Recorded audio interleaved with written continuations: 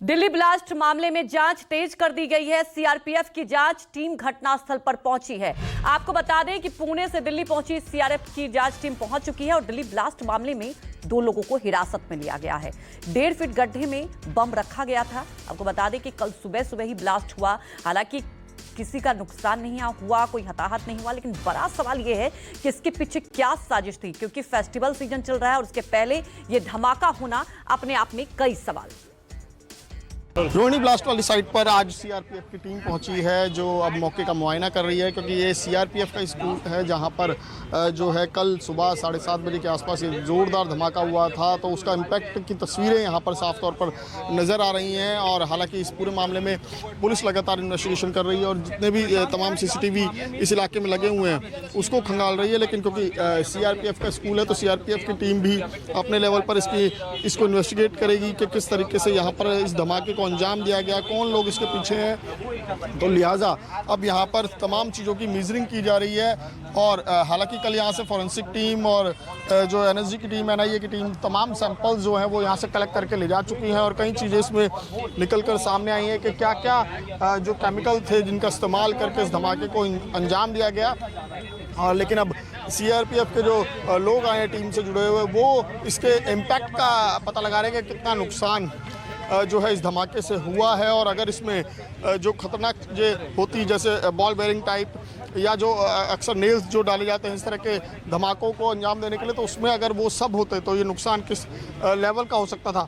ये तमाम चीज़ें जो हैं अब वो इन्वेस्टिगेशन एजेंसियाँ जो है वो अपनी चीज़ों में देख रही हैं। और सबसे महत्वपूर्ण चीज़ अब इस मामले में जो एक सीसीटीवी सस्पेक्ट का जो बताया जा रहा है कि एक शख्स जो है वाइट टी शर्ट पहने उसमें नज़र आ रहा है, जिसमें ये साफ तौर पर दिख रहा है कि वो शख्स यहाँ पर कुछ देर के लिए रुका था। तो ये तमाम चीज़ें हैं जो इन्वेस्टिगेशन में लगातार चल रही हैं। लेकिन जो आसपास के इलाके के तमाम सीसीटीवी फुटेज जो हैं वो पुलिस ने खंगाले हैं और उसी सीसीटीवी फुटेज में से एक फुटेज में यहाँ पर कुल 3 लोग जो अलग अलग समय पर जो है वो नज़र आ रहे हैं, जिनकी गतिविधि कुछ सस्पेक्ट लग रहे हैं। उसी में से एक शख्स है जो वाइट टी शर्ट में रात के समय में यहाँ पर कुछ गतिविधि करता हुआ दिख रहा है। तो बहरहाल उस सीसीटीवी फुटेज को पुलिस और ज़्यादा उसकी पुख्ता जांच कर रही है और शख्स की तलाश की जा रही है। हालांकि बताया जा रहा है कि यहाँ पर रात में अक्सर जो है वो कुछ लोग यहाँ पर टहलते हैं, यहाँ पर गाड़ियों में बैठते हैं। तो लिहाजा वो उस आशंका से भी इनकार नहीं किया जा सकता। लेकिन जो शख्स है वो वहाँ उस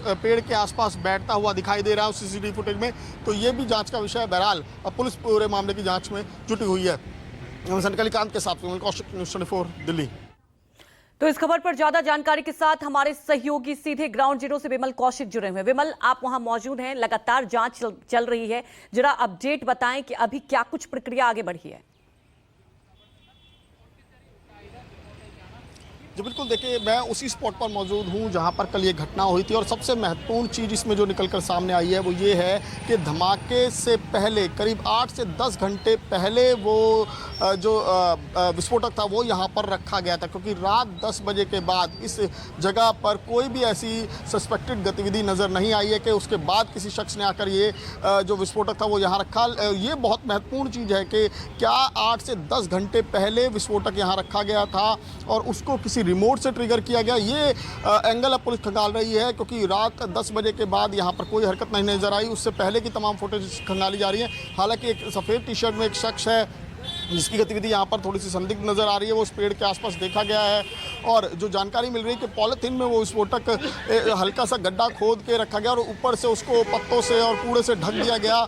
और उसके बाद सुबह करीब 7:40 पर यह ब्लास्ट हुआ, यानी कि कई घंटे बाद। तो इसी से अंदाज़ा लगाया जा रहा है कि क्या कोई टाइमर का इस्तेमाल तो नहीं किया या फिर कौन सी टेक्निक इस्तेमाल की गई जो विस्फोटक रखने के कई घंटे बाद ब्लास्ट हुआ, जिसका इम्पैक्ट इस ज़बरदस्त था कि करीब 100 फीट दूसरी तरफ जो मार्केट है उसकी तमाम दुकानों को नुकसान पहुंचा था। कई दुकानों को बिल्कुल, बड़ी बात यही है कि इसके पीछे क्या मकसद था, एक चुनौती बनी हुई है। फिलहाल जांच चल रही है। हमारे साथ जुड़ने के लिए आपका शुक्रिया। रुक जाते हैं छोटे से ब्रेक के लिए। ब्रेक के बाद भी खबरों का सिलसिला लगातार जारी है।